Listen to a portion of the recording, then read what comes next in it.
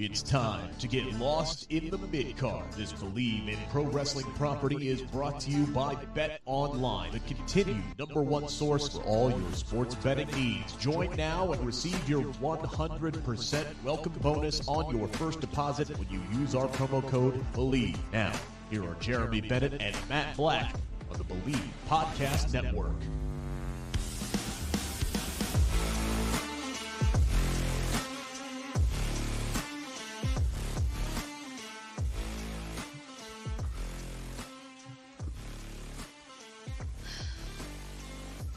Ladies and gentlemen, welcome to the podcast where we have some big news on our future. It is Lost in the Midcard. Welcome. Happy Thanksgiving week to everybody. We are amazingly just a few days away from Thanksgiving, so hopefully you guys have a great Thanksgiving. We're going to get right into it with our news, but first you can make sure to follow us on the Twitter because that's going to be a key thing. Follow me on the Twitter at JB Huskers.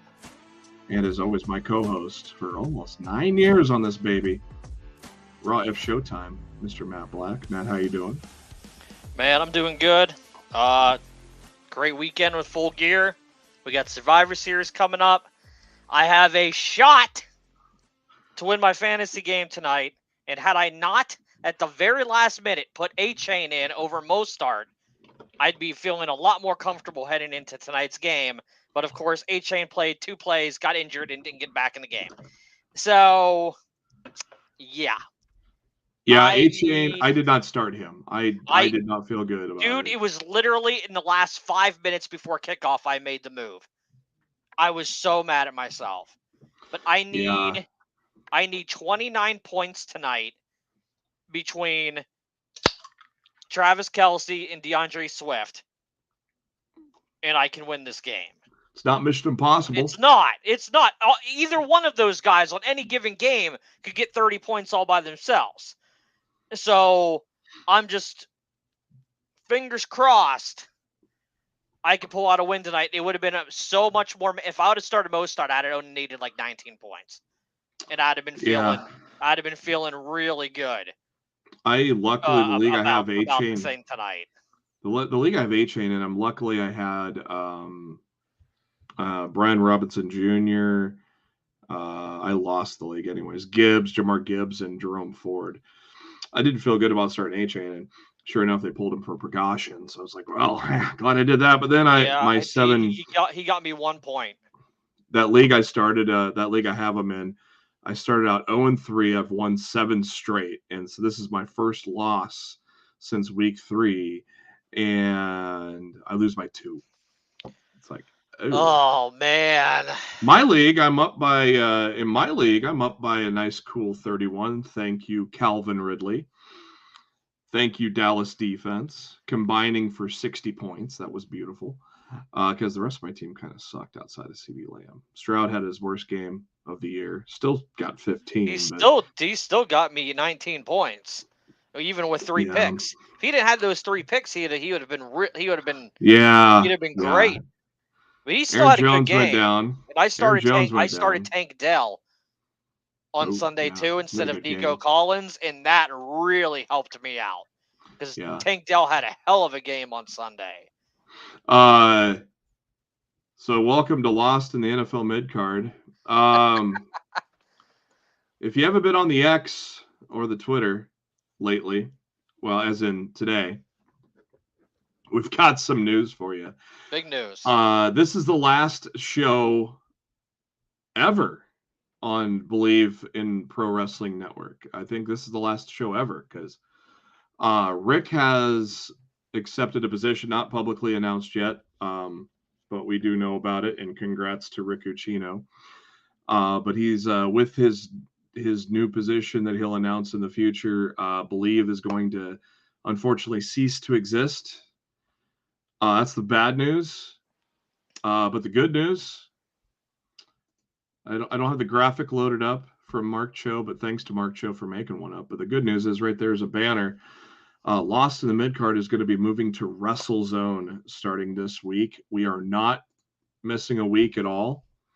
or anything like that. We are going to just seamlessly go to over to WrestleZone, where Matt is a writer for. Thanks to WrestleZone for immediately accepting us and allowing us to reach our 9 years as a podcast. We started out in 2014. Actually, 10 years. No, 2015. We started in 15. Yes, it is 9 years. It was the year Roman won the Rumble. Oh in boy, Philly. What a way to start the podcast.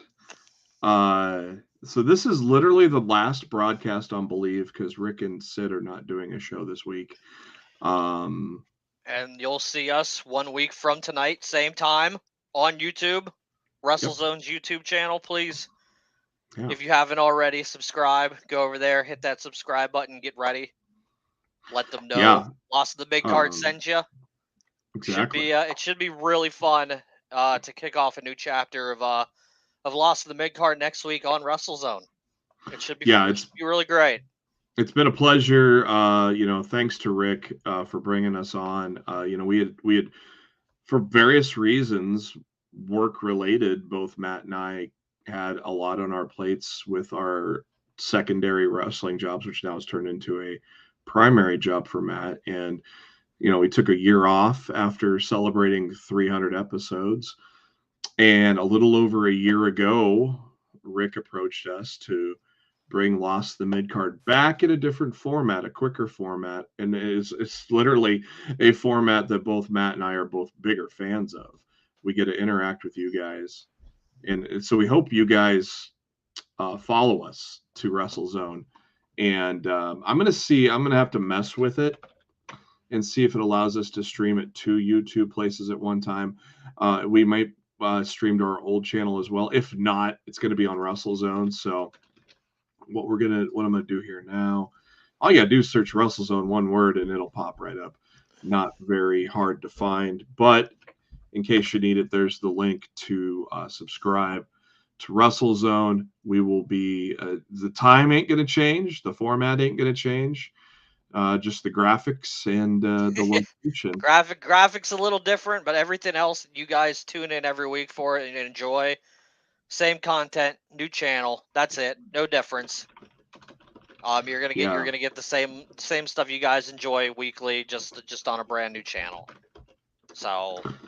Yeah. So and follow Rick Uccino at Rick RICKUCCHINO for he posted his official announcement on Believe here earlier this afternoon.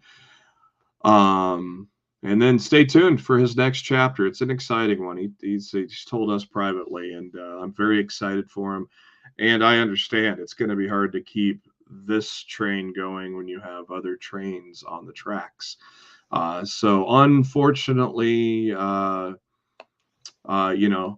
time at Believe has come to an end, but we're moving to a new home. It's a bigger home, so we may have a new audience in the chat to mix it up. But we want you guys that have been with us for a year. I hope everybody watching the shows with us next week. We keep on rocking. We'll be talking Survivor Series next Monday night. So yep. Hopefully it's as good as Full Gear was this weekend, because oh boy, damn, I loved Full Gear. I thought Full Gear was a freaking phenomenal show, man. Yeah, so we'll get into that in a moment. Let's go into the chat. Ozzy, what's up? Rick, oh boy, yeah, Joe Burrow out for the year. Not good. That's rough, dude. That's Lions, rough. My Bears blowing it. I don't care, because that just means better draft picks and a better chance for me to get Marvin Harrison Jr. So Ozzy said he's already subscribed. Thank you. Appreciate you, Ozzy. Steven Chambers, we want to see you follow us as well. Hopefully you have subscribed to WrestleZone for our debut next Monday as well.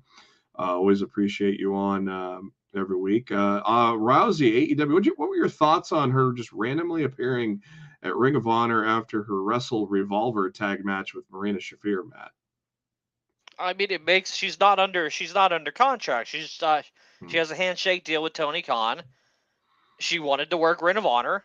And honestly, if you have Ronda Rousey, one of the biggest names in combat sports, come to you and say, hey, I'd like to work a match on your Ring of Honor show, what are you going to say? No, Exactly. we'd rather have you on AEW. No!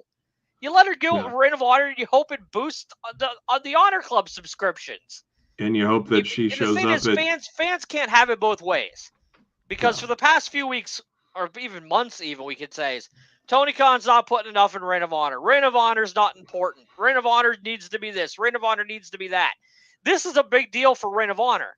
So you can't sit here and say that they're not doing things to try to make the brand better, Yeah. but then say, oh, she should have been on AEW instead. No, like Oh. it's a great thing that she was a part of Ring of Honor, and I'm looking forward to seeing the match. I believe it's going to air on Thursday.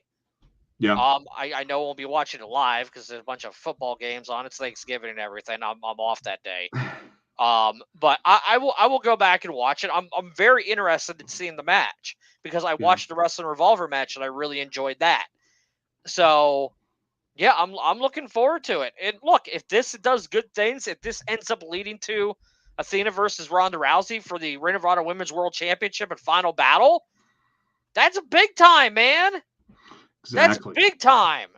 Exactly. In between now and then, who knows? They might sign her to a deal. Who freaking knows?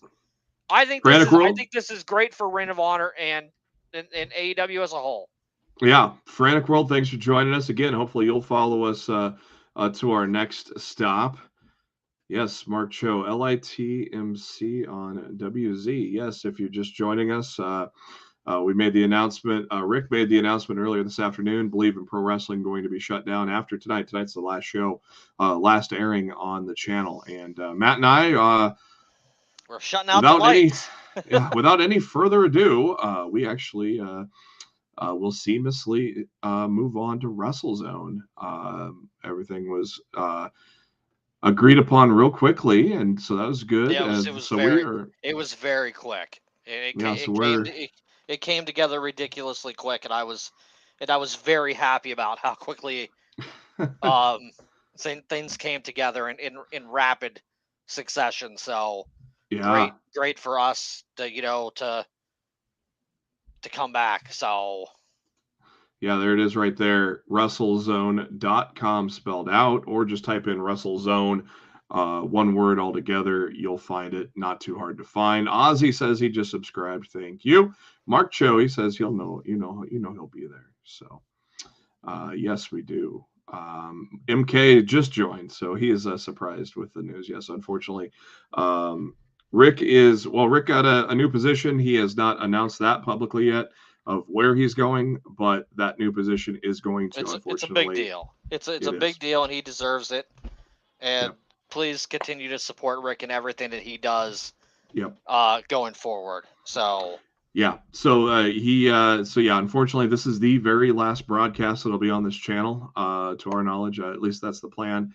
And then we are going to be moving to WrestleZone effective next week. We are going to just immediately go into the next chapter of Lost in the Midcard and hopefully get some new fans. But again, everybody that's joined us every week, we really would love to see you follow us and continue on our journey as we lead you up to Monday Night Raw each and every Monday. So hopefully we'll see you guys following us there. Let's see here. Frantic World, I think Tony Khan should use Ronda to help ROH get a TV deal. I think Tony Khan's focus on TV deal right now needs to be with AEW. I think AEW needs to land that new media rights deal with Warner Brothers before he even ponders about getting ROH a television slot somewhere. So while Ring of Honor could lead to a TV deal at some point in 2024, let's worry about them locking a new deal for AEW down first. Yeah. And MK saying Paige Van Zant not coming back to AEW. Doesn't look like it. We haven't seen her in forever. According to Gangrel recently, he said she was training again, and she's still listed on the All Elite Wrestling roster page. It's last I looked. So Tony, he doesn't. And AEW is really good about removing people from that roster page the second they're done from the company. When their contracts are up and they're gone, he wipes them off. So Bell, hi guys. She's still on AEW's roster page. So I've not liked Ronda period since her UFC days and could do without her. I can appreciate that she brought women into the OC, but as far as I go with Ronda. Hey, I respect that. I mean, and look, everybody's not going to be for everybody. Yeah. But the end of the day, she's a big name. She's a household name, and Yeah. I think her being a part of Ring of Honor only helps Ring of Honor further establish its brand to a bigger audience.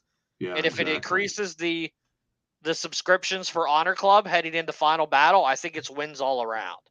Yeah, well, especially with Final Battle being on Honor Club, I think that's going to increase it anyways. MK, thank you for following us to WrestleZone. We appreciate it. We're going to be debuting there right a week from today already. So we'll hopefully have everything in place where we are a smooth transition. I think it'll be silky smooth.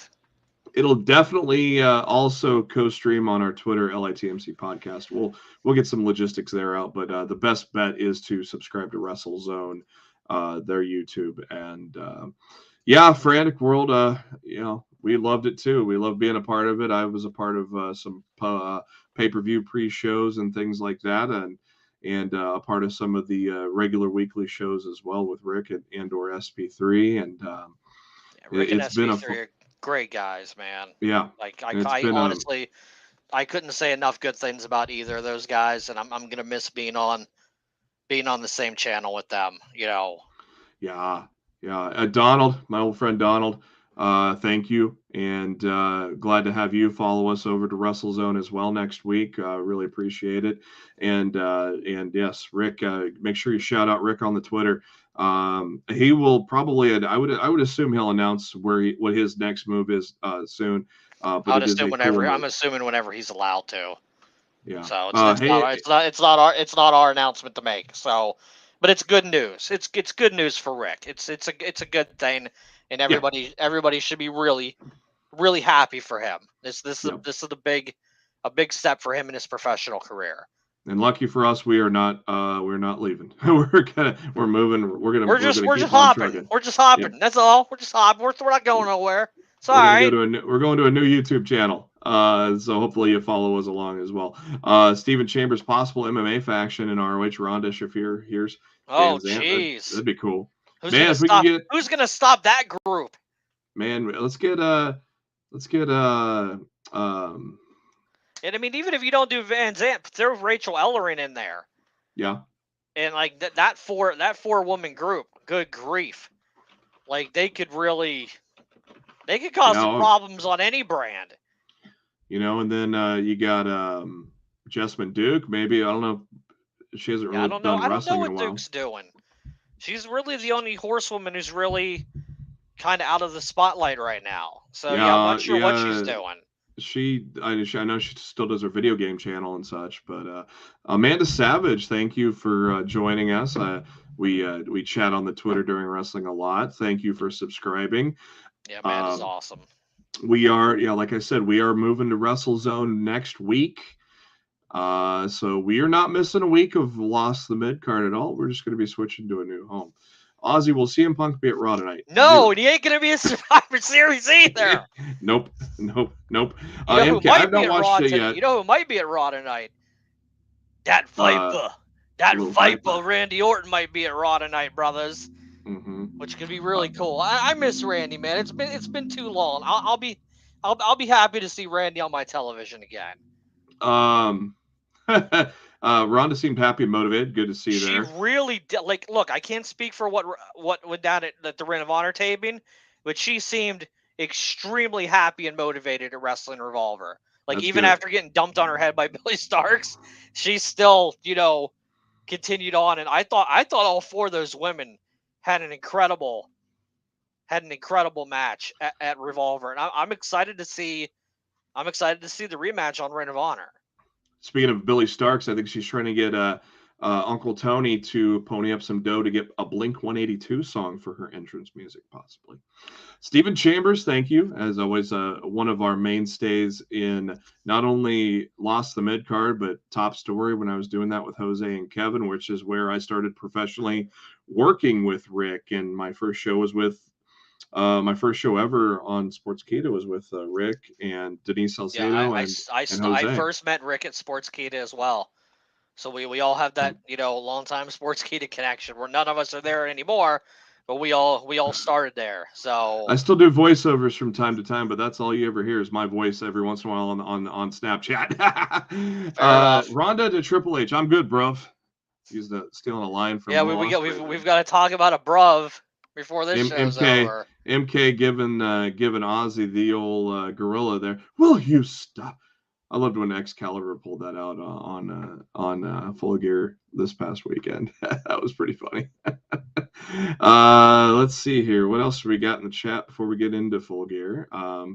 Rick is the new coach of the Bengals. Oh, it's been outed. Rick is just been hired. They need a new quarterback right now. Yeah, they need a quarterback, not a so coach. I don't know how far Rick can throw downfield, but maybe. I'm not giving anything away. Yeah, I don't know either.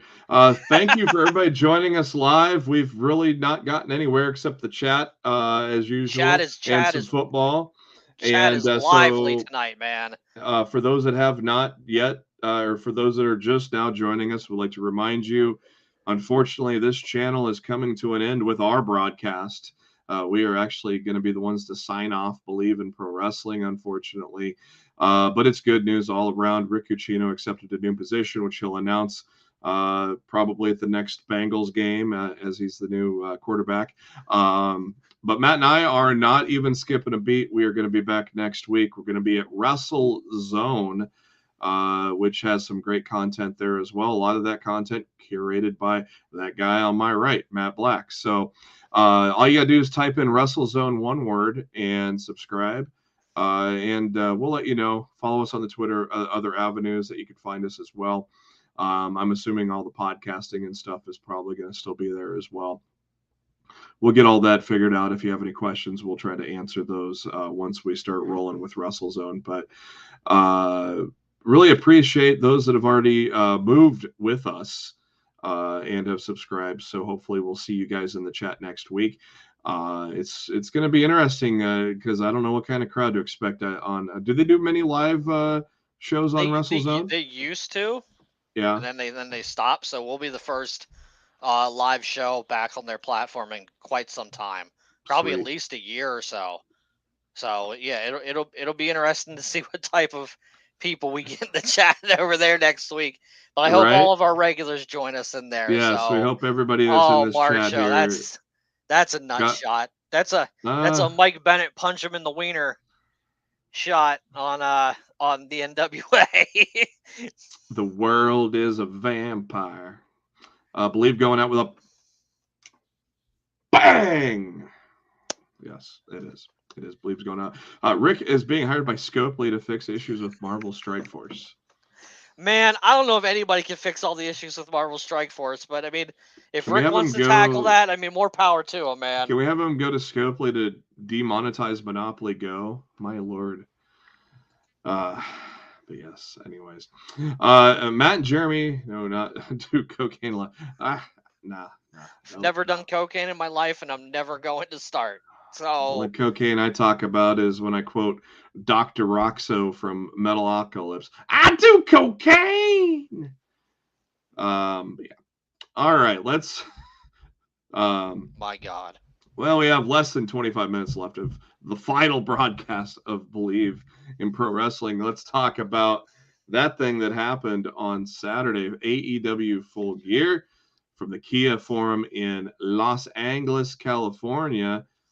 And I mean, let's just get right to the beginning and say that was one of the most damned entertaining 0 hours we've seen for any kind of kickoff show for any pro wrestling event, wasn't it? Bar none. I don't think I've ever seen a better pre-show, kickoff show, or however you want to call them.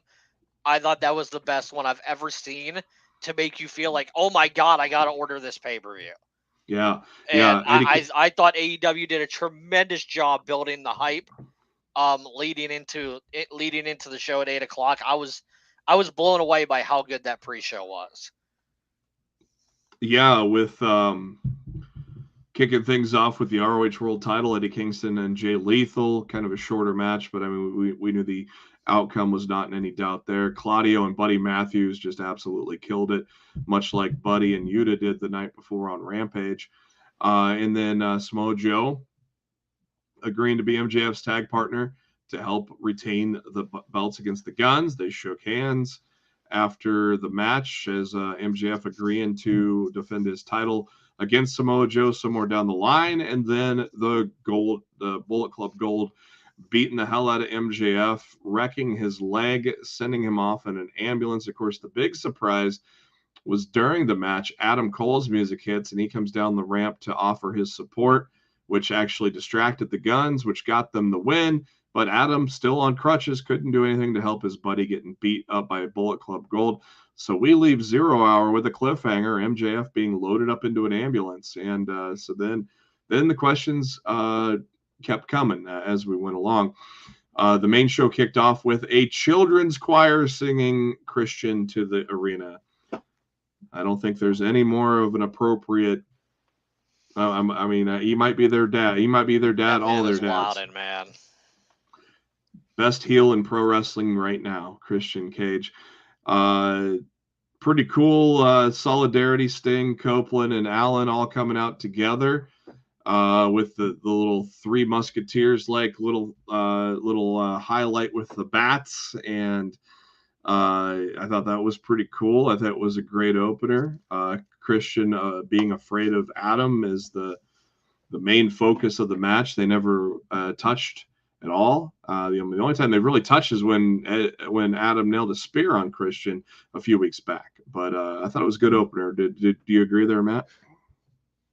Yeah, it was a solid match to kick off the show. I don't think there was a bad match on this pay-per-view.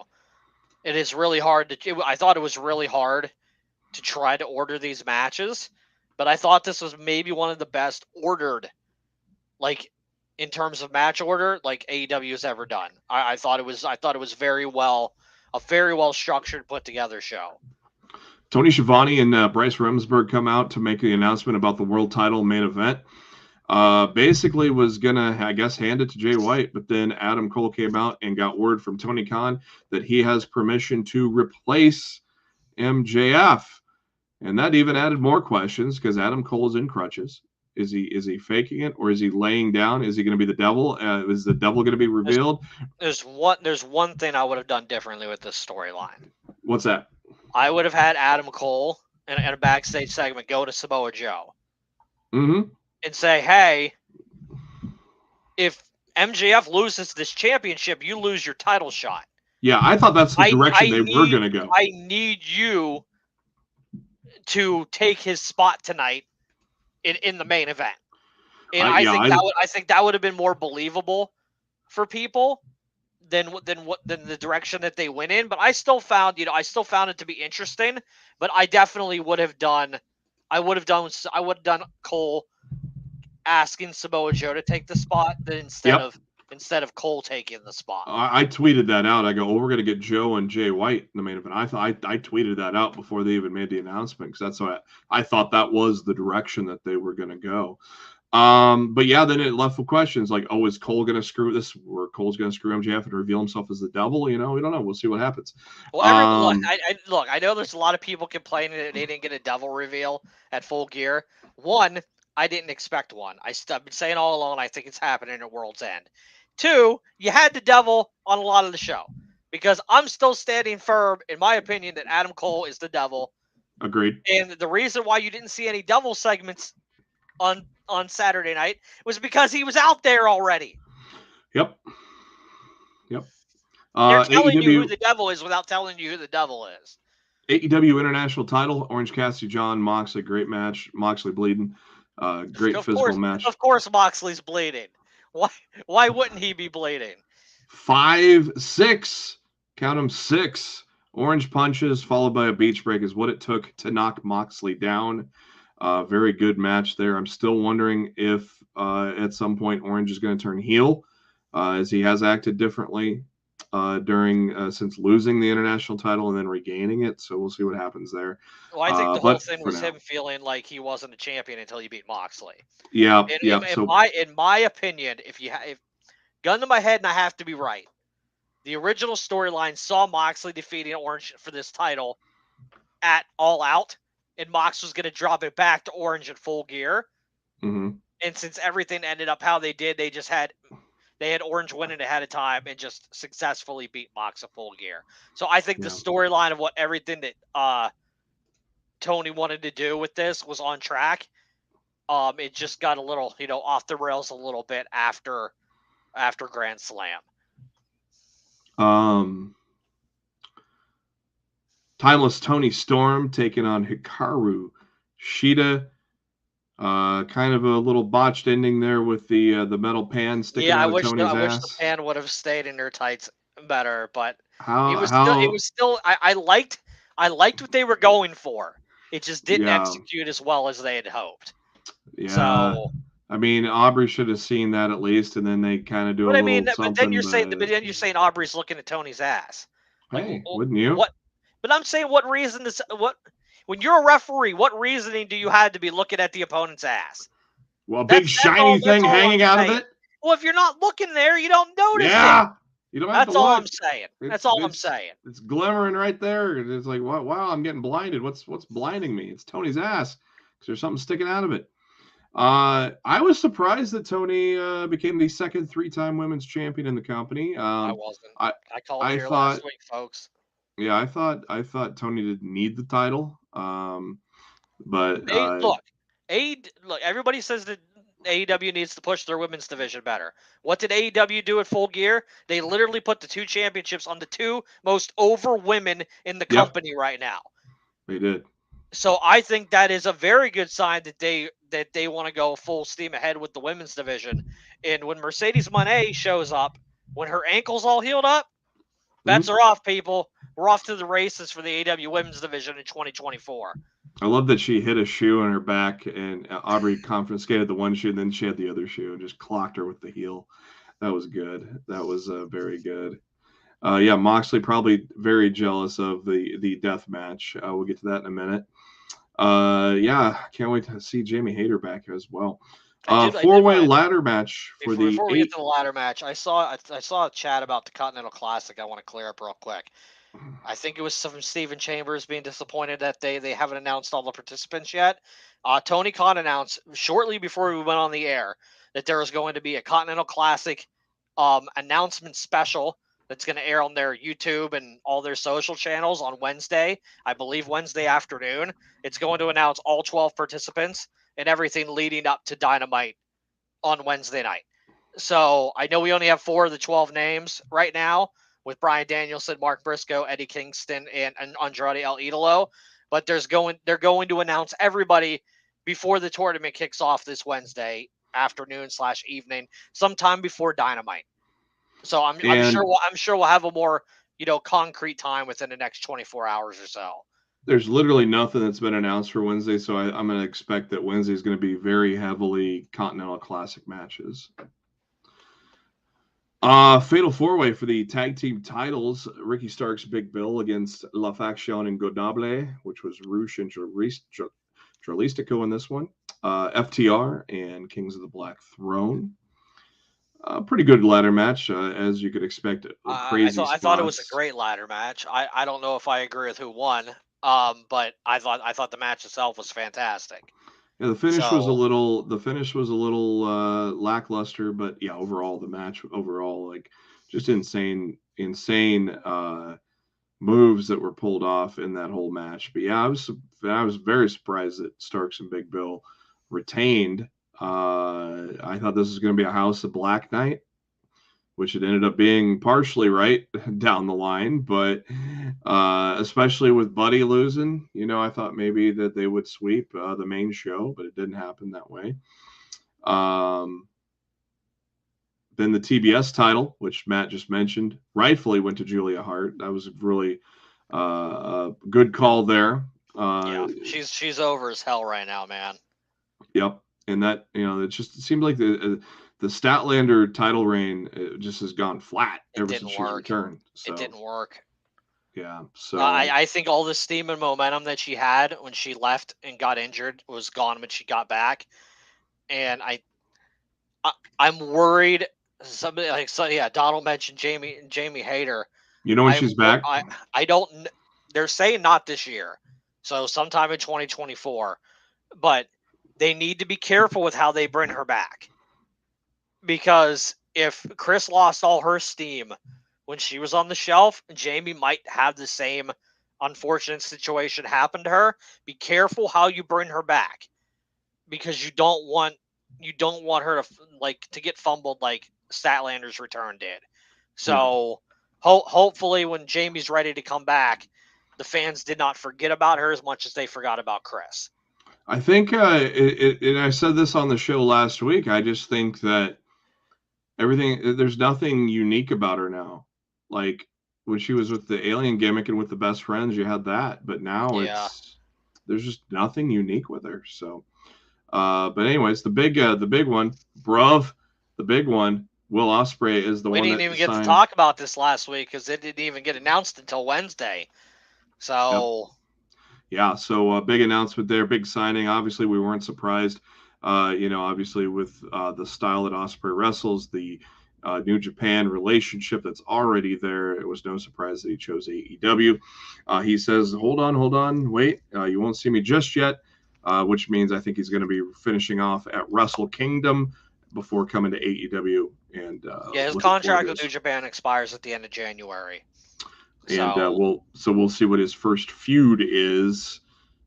Boy, can't wait. This was a very savvy move from AEW and New Japan. Yep. To keep Will Ospreay in their, in their world and away from WWE. Because WWE had major interest in getting him, but they wouldn't have been able to go after him with a contract offer until his deal was up with New Japan. But New Japan, having this relationship with AEW, they were able to secure this ahead of time, which kept him away from WWE. And it also means that I think we will continue to see Ospreay in New Japan as time allots. It's a win-win for both companies, and it's a big L for WWE to lose out on both Jay White and Will Ospreay in the same year. And they lost out on White because of Vince McMahon. Like, let's not even... he would have probably been... It was the beginning and the end. Vince McMahon cost WWE Jay White. Yep. So they lost Jay White and Ospreay in 2023, and that's something that their roster could really feel that 3 or 4 years down the line. Probably the best match of the night at Texas Death Match. Hangman Adam Page. My God, dude. Swerve. This story these two men told in that match. This was the best build. Holy hell. The best build going into it by far. And, man, they delivered. I mean, siphoning blood. I mean, holy shit. Ugh. That's the only part. That's the only thing in the match I didn't like. I did not like Hangman drinking Swerve's blood. Did not like that. Other than that, I loved everything about the match. I thought it was perfect based on the storyline rivalry that they've had. I thought everything made perfect sense. And I saw a lot of people complaining about Brian Cage. But here's the thing. Brian Cage and Hangman Page have a long history in AEW. They don't freaking like each other. Cage is aligned with Swerve. Swerve's about to lose. Cage comes in and buys Swerve time to get his bearings back outside after Nana pulled him out. It all made perfect sense. And besides, if you're in a match like that with no DQ, why wouldn't your friends come out and try to assist you? And Hangman's friends could not come out and assist him because they were all getting ready for their match that was coming up next. Yep. That's another thing that was a very, in terms of the order of the match booking, that was perfect. It went about a half hour.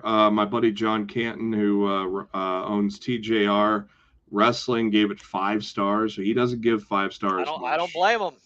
He does not Meltzer it out. He does not give 5 stars often. He gave this one 5 stars.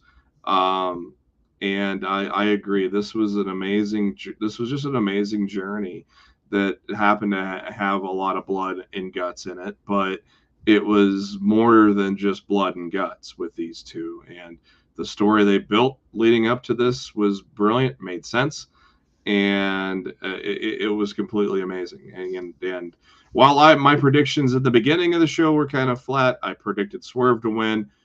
I predicted Jericho and Kenny to win. I changed my Hangman pick Yeah, after the promo on Dynamite. I went to Twitter and I said, you did. I'm backtracking on my pick. I'm going with Swerve. So I got the Golden Jets right as well. Hated this finish. So sick of the Golden Jets. Get It was Kenny Omega out of this shitty ass tag team. It was a better tag match than I thought it was going to be, though. Well, tag especially match coming fine. off of that. I don't want to see freaking Kenny Omega like anchored down with freaking Chris Jericho in a tag team division. If Omega's tagging with anybody, he should be tagging with Ibushi. I don't need to see him tagging with freaking Chris Jericho. Yeah. And then the main event was MJF coming in on an ambulance just when we thought Adam Cole was going to try to fight with one leg.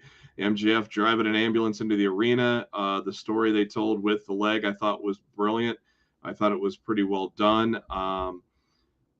I don't think it made Jay White look so bad as some people said. Because Jay White was overly arrogant and confident. He played the match too cocky. Yeah. And he didn't lose clean. MJF clocked him in the face with the Dynamite Diamond Ring. Exactly. MJF had to cheat to beat him. Like, I don't understand the, oh my God, Jay White buried nonsense that I was seeing on my timeline after Full Gear on Saturday night. Because I didn't look at my timeline at all while I was watching the show. I just sat in my notifications and I just watched the show without hearing anybody else's opinions. If it came in my notifications or if it came in my DMs, I saw it and I responded. Other than that, if it hit my timeline, I didn't see it. So I was expecting to hit my timeline after the show and see everybody talking about how great it was. And everybody on there was bitching about the main event and what they did to Jay White. And I'm just like, I'm out of here. I'm not. I don't need to listen to this negativity right now because I thought the show was fantastic. Let's go to the chat real quick before we get our Survivor Series picks in. 5 minutes till Monday Night Raw. One more thing in case you have not heard. This is the last broadcast on the Believe in Pro Wrestling Network. We are not going to take any hiatus. We're going to be chugging right along. We are now going to join WrestleZone as official next Monday, same time, roughly at 7:10 Eastern, 6:10 Central, depending on how quickly I can get done and getting out of work, because I literally go from one desk to the other on Monday nights. And but so it's going to be the same time, same format, just a new home. We will be at WrestleZone next week. All right, let's get into the chat real quick before we get to Survivor Series. Now that Will is with AEW, I can see him retain at Wrestle Kingdom with them work together. Mark Cho, Matt just said that too, agreeing with you there. I mean, it's possible, but I think they wanted to put that title on Finlay, and I don't love it, but whatever. And Chris Statlander didn't have any meaningful feuds since coming back. They've all just been matches. None of her stories connected with the audience. They did her no favors with her return. Samoa Joe beats MJF at World's End, then Swerve beats Joe at Double or Nothing, then Ospreay beats. I don't want to see Joe's reign last 3 months. No. I think Swerve's more in line to be taking that international championship from Orange Cassidy. I can see AEW, Frantic World saying I can see AEW and New Japan doing this for Okada, and then Dawn does WWE. Really, I know the reports have come out recently that WWE is interested in getting Okada, but I don't think he wants to leave New Japan. And if he does, I agree with the idea that AEW and New Japan might work out, a similar deal there. I can't imagine Okada being a full-time WWE guy. That's just not the thing for me. Bell in the chat, do you guys think Julia ends up in WWE due to all this because Stardom have allowed her to talk to them? There's been reports that she was supposed to be at the Performance Center last week and did not arrive, or I don't know what all the situation is. There's definite interest from WWE and Julia, but I don't know if she's WWE bound or not. If she is, that's a huge get for WWE's women's division if they can land Julia. All right. I don't know if they will, but they might. We have 3 minutes left before executive producer Dick Wolf signs us off. It's time to talk about War Games. Gotta make it quick. You got to make it quick. Well, there's only 5 matches, so make it pretty quick. So, Santos Escobar recently turning heel. He's going to take on Carlito. I would put my money on Santos since he just turned heel. Yeah, I would imagine Escobar's winning this match. Rhea Ripley against Zoe Stark for the Women's World Title. I don't see a title change. Not even a question. Rhea Ripley retains. Gunther versus The Miz for the Intercontinental title. Hey, the Intercontinental title's on appeal. Not even a question. Gunther retains. Man, besides the War Games show, this is a nothing Survivor Series, isn't it? War Games! Damage Control versus Bianca Belair, Charlotte Flair, Shotzi, and Becky Lynch becoming the 4th on SmackDown this Friday. I think this is about as obvious as it can get as well. Bayley loses, and that is going to lead her demise out of. Oh, yeah, if Bayley takes the pinfall for Damage Control, she's done. It's already getting awkward. I can absolutely see that being what they go with. Bayley loses to the team, and then they boot her, and they keep the 3 women, and Dakota Kai's their mouthpiece because she still can't compete. Like, I can absolutely see that happening. Right now, 4-on-4, but we may see that change here later tonight. Cody Rhodes, Seth freaking Rollins, Jey Uso, Sami Zayn against the Judgment Day. Judgment Day gaining Drew probably, and the Good Guys gaining Randy Orton. That's the reports. That's the reports anyway. They also made a play. I watched SmackDown back on DVR Saturday afternoon because I watched Collision on Friday night, and they definitely made a play that it's possible if Orton's not ready to go. They made a play to make Cody Rhodes bring LA Knight. Yeah. Onto his War Games team for Survivor Series. They definitely teased that with him helping LA Knight out against the Bloodline on Friday night. With it being a War Games match, do you see a possible cash-in attempt on Rollins? No. Okay. No. So it's 7:00. It is time for Monday Night Raw. The last Raw before Survivor Series. And this is the last broadcast on Believe in Pro Wrestling Network. We like to thank Rick Ucchino and SP3 for bringing us along over the past year. And Rick will give his own announcement very soon about what his next step is. I really hope everybody in the chat follows us along to WrestleZone. Search for WrestleZone, one word. Make sure you follow Matt on the Twitter at Raw Showtime. Myself at JB Huskers. We're going to be live tweeting Raw as the opening graphics are coming up right now for me on YouTube television. Any last parting words, Matt? Nah, man. I loved Full Gear on Saturday. I hope Survivor Series this weekend's awesome. I hope we get a great episode of Raw tonight, to hype us up for Survivor Series. And I'm gonna miss Believe, but I'm looking forward to our next chapter on WrestleZone next week. Exactly. So hopefully you guys are subscribed. Sounds like a lot of you guys already were. So we'll look forward to talking to you guys on the chat next week with our Survivor Series review. Have yourselves a good week. Have a good Thanksgiving. Thank you as we sign off for the very last time on the Believe in Pro Wrestling Network. We'll see you on WrestleZone next week. Take care.